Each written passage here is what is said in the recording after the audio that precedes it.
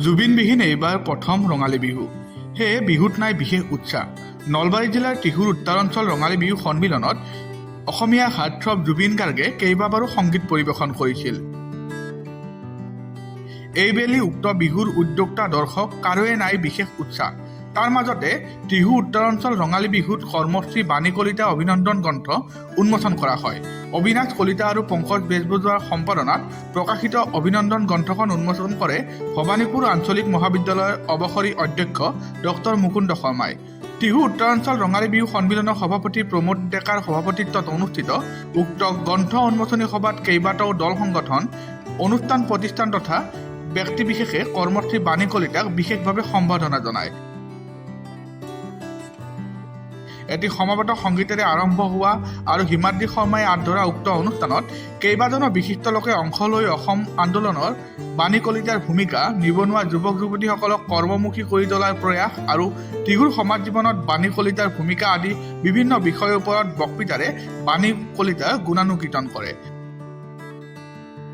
অনুষ্ঠানত আৱেগিক হৈ পৰা বাণী কলিতাই ৰাইজৰ মৰমে তেওঁক অধিক উৎসাহিত কৰাৰ লগতে আৰু অধিক আগুৱাই যোৱাত অনুপ্ৰাণিত কৰিব বুলি মত প্ৰকাশ কৰে।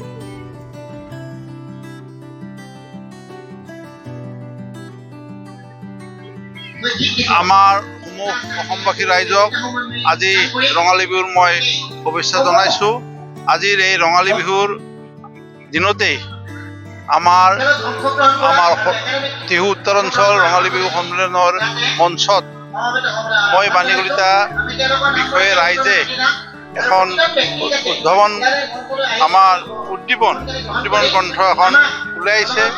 এই উদ্দীপন গ্ৰন্থত আমাৰ এই অঞ্চলৰ বিভিন্ন ব্যক্তিয়ে মোৰ যিখিনি কৰ্মৰাজিৰ ওপৰত তেখেতসকলে লিপিবদ্ধ কৰিছে আৰু বিশেষকৈ আজি আমাৰ এই উদ্বোধনী অনুষ্ঠানত, গ্ৰন্থ উন্মোচনী অনুষ্ঠানত যথেষ্ট সংখ্যক ৰাইজৰ মই যথেষ্ট মৰম চেনেহ পাই মই আপ্লুত হৈছোঁ।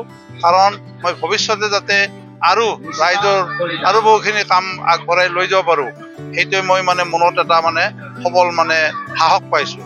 সেয়ে মই আমাৰ বিশেষকৈ টিহুৰ নলবাৰী জিলা বা অসমৰ ৰাইজকে জনাব বিচাৰোঁ যে মই যিখিনি আমাৰ ৰাইজৰ বা বিশেষকৈ আমাৰ নতুন প্ৰজন্মক যিখিনি উদ্যোগৰ জৰিয়তে হওক, কৃষিৰ জৰিয়তে হওক মই আগবঢ়াই লৈ গৈ আছোঁ, এই লৈ যোৱাটো যাতে মই আৰু ভৱিষ্যতে আৰু বেছি ধৰণেৰে লৈ যাব পাৰোঁ, সেইটো আশা ৰাখিছোঁ। আৰু ধন্যবাদ, নমস্কাৰ। আজি আমাৰ উদ্বোধক শৰ্মা ডাঙৰে মোৰ লগত আছে, তেখেতৰ নিশ্চয় একাষাৰ ক'ব।